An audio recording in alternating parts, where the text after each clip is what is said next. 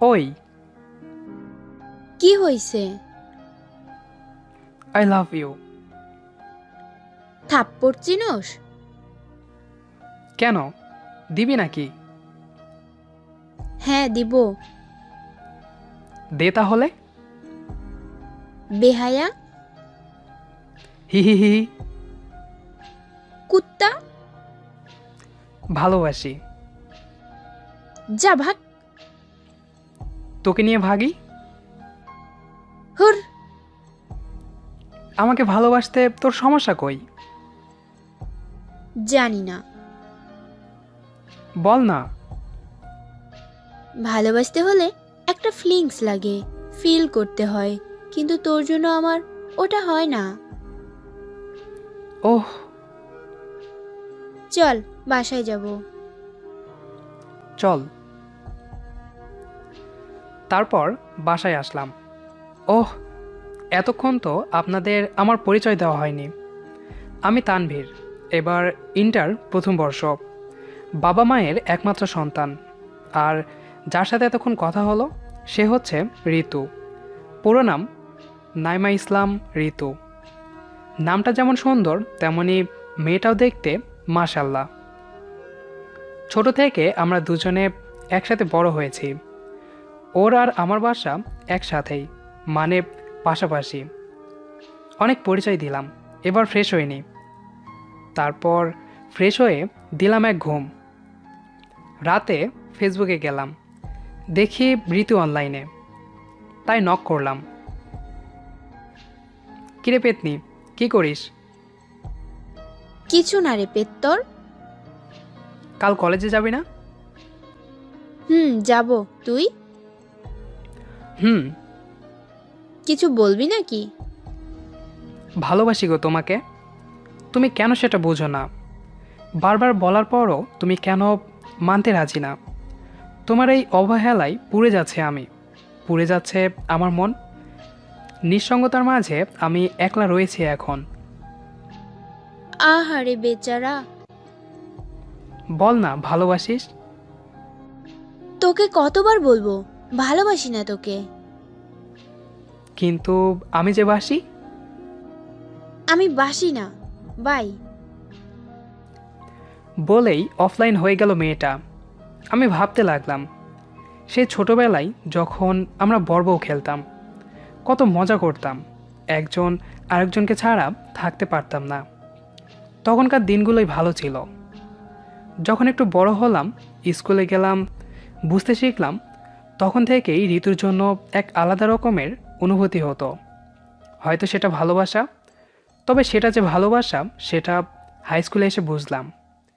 তখন থেকেই ঋতুকে ভালোবাসি কথাটা বলে আসতেছি, কিন্তু মেয়েটা এখনও আমাকে ভালোবাসে না।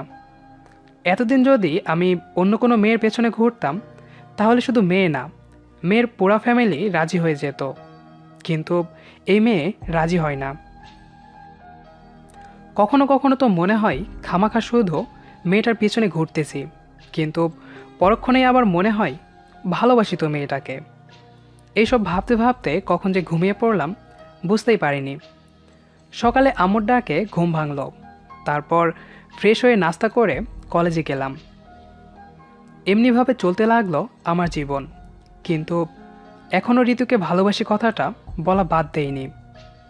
আসলে বুঝি না, মেয়েটা কারোর সাথে রিলেশনও করে না, আবার আমাকেও অ্যাকসেপ্ট করে না। মেয়েদের বোঝা বড় দায়।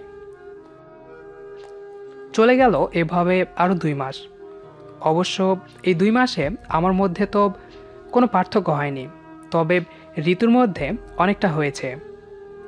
মেয়েটা অনেক বদলে গেছে।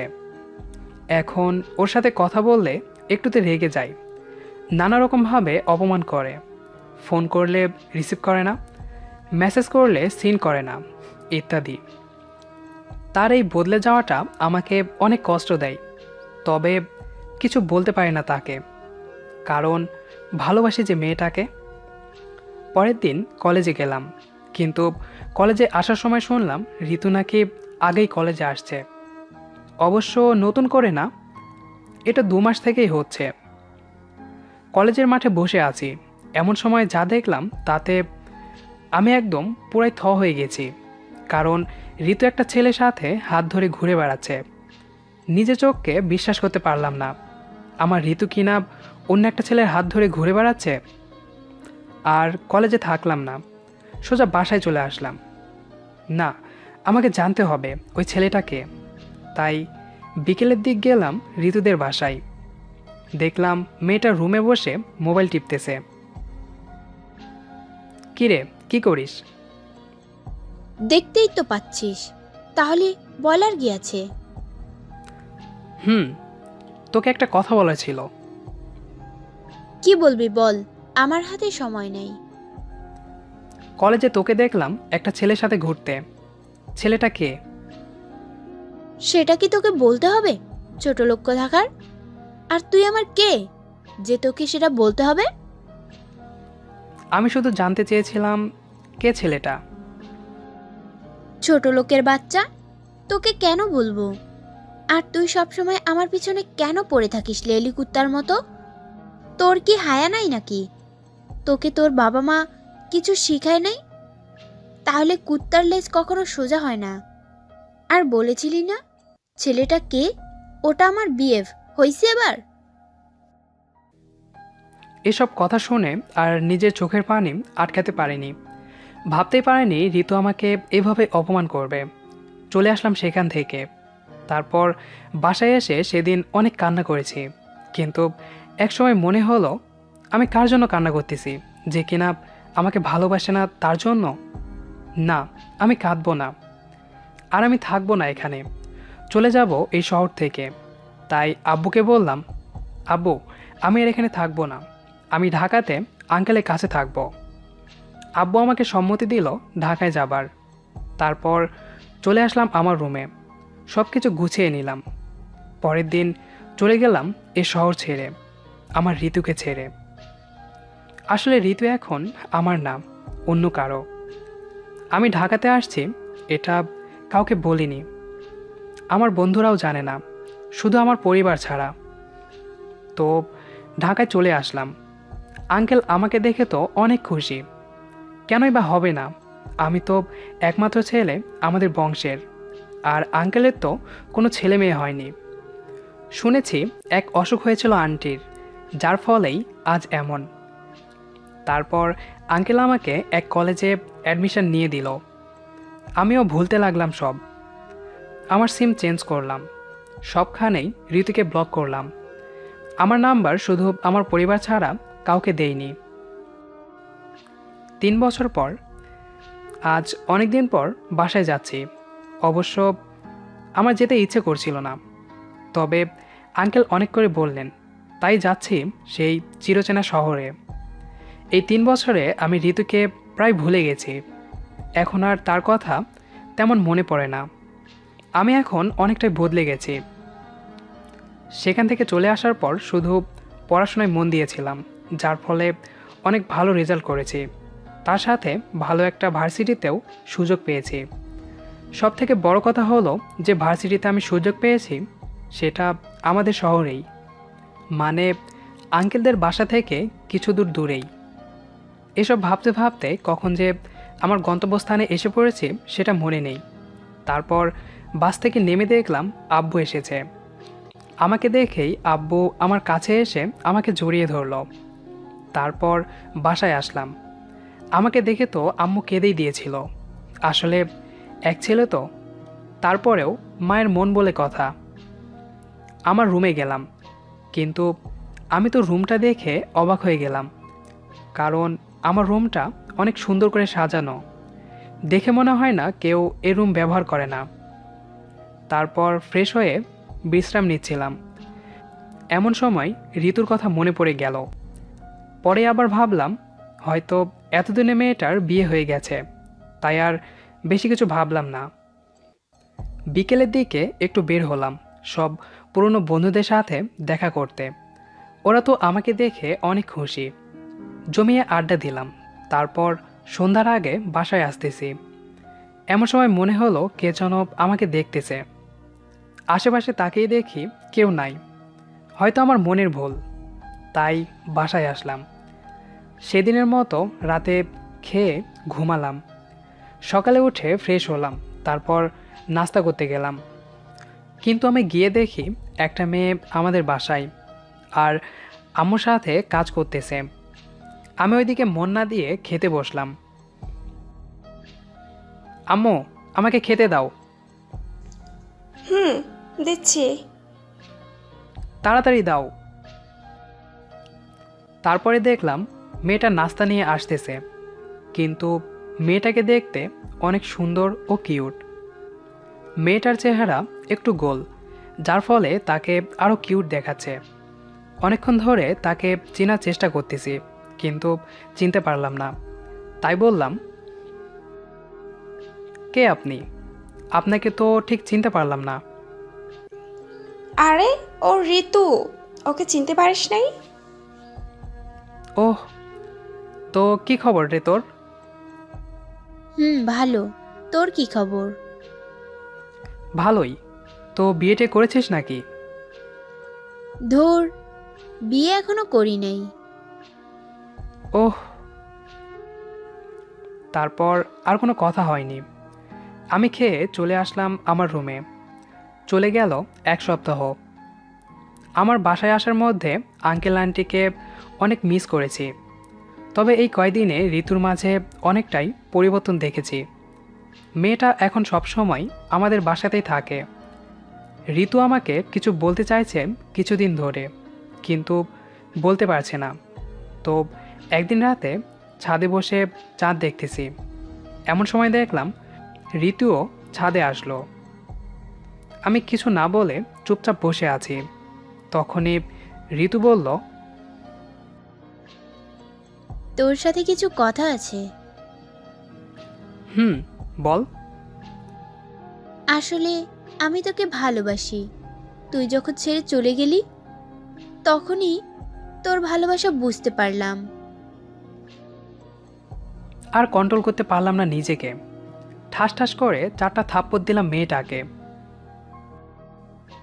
কি ভাবিস তুই নিজেকে? ভালোবাসা অত সস্তা না যে বললেই হয়ে যাবে। আর তোর কয়টা বিএফ লাগে? একজনের সাথে প্রেম করে হয় না? লুচ্চা মেয়ে কোথাকার। বলেই ছাদ থেকে চলে আসলাম। যখন কথাগুলো বলতেছিলাম দেখেছিলাম ঋতু চোখে পানি। তবে আমি আর এসব ভাবতে চাই না। না, আর এখানে থাকা যাবে না। কালকে চলে যাব আমি এখান থেকে। রাতে আব্বুকে বলে সব ঠিক করে নিলাম। সকালেই আমার ট্রেন, তাই রাতেই সব গুছিয়ে নিলাম। আমি এখন ট্রেনে বসে আছি, চলে যাচ্ছি আবার এ শহর ছেড়ে। ভাবছিলাম আরও বেশ কিছুদিন থাকব, কিন্তু সেটা আর হলো না, শুধু ঋতুর জন্য। যাক, যা হয়েছে ভালোই হয়েছে। ঢাকাতে আসার আমার আজ 15 দিন হয়ে গেল। সব ভুলে আবার নতুন করে শুরু করলাম। নতুন বলতে ঋতুর কথা ভুলে গেছি, কারণ ভার্সিটিতে আমার অনেক ফ্রেন্ড, সেটা ছেলে হোক বা মেয়ে। অনেকগুলো মেয়ের প্রপোজ পেয়েছি ভার্সিটিতে এসে, কিন্তু কাউকে অ্যাকসেপ্ট করিনি। কেন করিনি জানি না। হয়তো আজও আমার মনে ঋতুর জন্য জায়গা আছে। একদিন ভার্সিটি থেকে বাসায় আসতেছি, এমন সময় একটা মেয়েকে দেখলাম। পরে বুঝতে পারলাম, আরে ওটা তো ঋতু। কিন্তু ঋতু এখানে এসে কি করবে? হয়তো অন্য কাউকে দেখেছি ঋতুর মতো। বাসায় এসে যখন ভেতরে প্রবেশ করব, তখন তো আমি পুরাই অবাক। ঋতু তাও আবার এখানে। তখনই আন্টি বললেন, দেখ, তোর ছোটবেলার সাথী এসেছে। আমি বললাম, সেটা ছোটবেলায় ছিল, এখন না। বলেই আমার রুমে আসলাম। পরে অবশ্য জানতে পারলাম যে ঋতু এখানে নাকি কিছুদিনের জন্য বেড়াতে এসেছে। আমি অবশ্য যতদূর পারি ওর থেকে দূরে দূরে থাকি। বেশ কয়েকদিন হয়ে গেল মেয়েটা এখানে আসার। রাতে একদিন ছাদে বসে কানে হেডফোন দিয়ে গান শুনতেছি। বুঝতে পারলাম কে যেন ছাদে আসলো। সেদিকে লক্ষ্য না করে আমি মনের সুখে গান শুনতেছি। হঠাৎ কে যেন আমার হেডফোনটা খুলে নিল। ঘুরে দেখি ঋতু। রাগটা এবার আর ধরে রাখতে পারলাম না।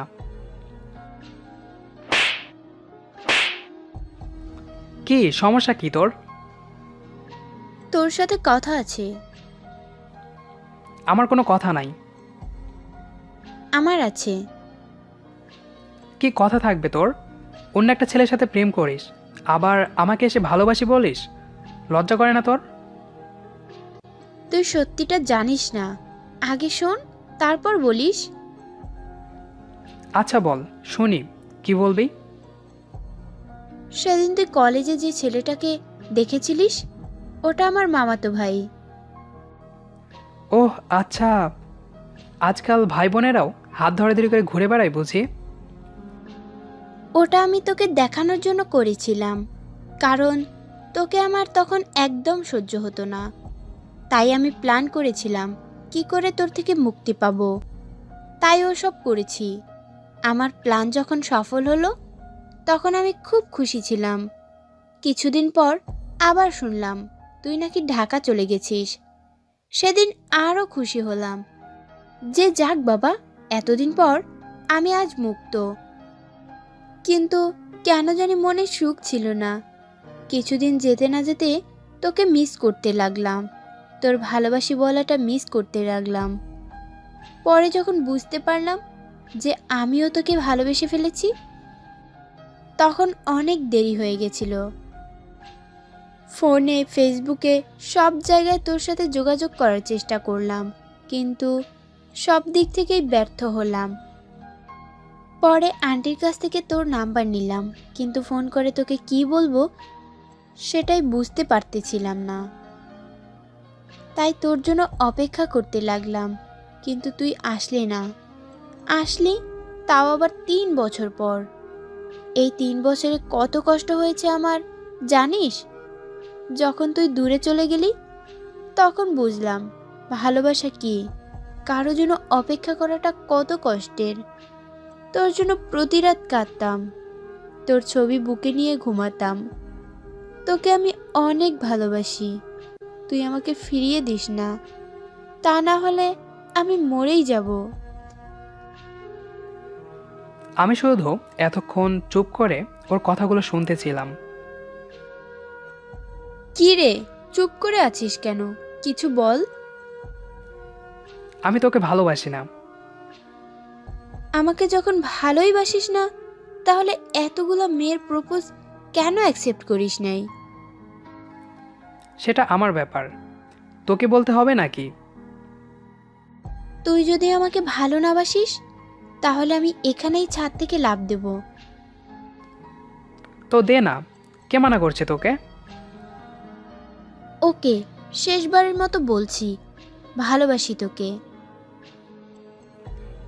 তারপর ঋতু যখনই ছাদ থেকে লাফ দিতে যাবে তখনই ওকে ধরে ফেলেছি। তারপর ঠাস করে চর বসিয়ে দিলাম। তুই কি পাগল হয়ে গেছিস নাকি? হ্যাঁ হ্যাঁ, আমি পাগল হয়ে গেছি, তোর জন্য পাগল হয়েছি। কেন আটকাতে গেলি তুই আমাকে? তুই চলে গেলে আমার কি হতো একবার ভেবে দেখেছিস? উহ, ভালোবাসি পাগল তোকে। আমিও ভালোবাসি এই পাগলিটাকে। তাহলে এত কষ্ট দিলি কেন? তুই বুঝে দিস নাই?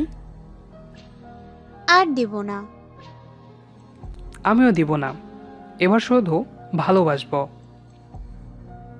এবার থেকে শুধু তুমি, কোনো তুই না। ওকে ওকে। এই, আরো জড়িয়ে ধরো। আমাকে ছেড়ে আর যাবে না তো? একদম না। এই, একটা পাপ্পি দিবা? যা দুষ্টু। বলেই আমার বুকে মাথা লুকালো। তারপর তারপর আর কি, কাম খাতাম, পয়সা উসুল। গল্পটি আপনার কাছে কেমন লেগেছে সেটি অবশ্যই কমেন্ট করে জানিয়ে দেবেন। এইরকম আরও সুন্দর সুন্দর গল্প শুনতে আমাদের তানভীজ ভয়েস ইউটিউব চ্যানেলটি সাবস্ক্রাইব করে সাথেই থাকবেন। ধন্যবাদ সবাইকে।